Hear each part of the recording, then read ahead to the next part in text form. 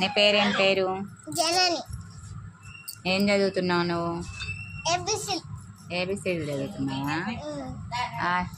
ఏ స్కూల్లో? అంగన్వాడీ స్కూల్లో. అంగన్వాడీ స్కూల్లోనా? మీ టీచర్ పేరేంటి?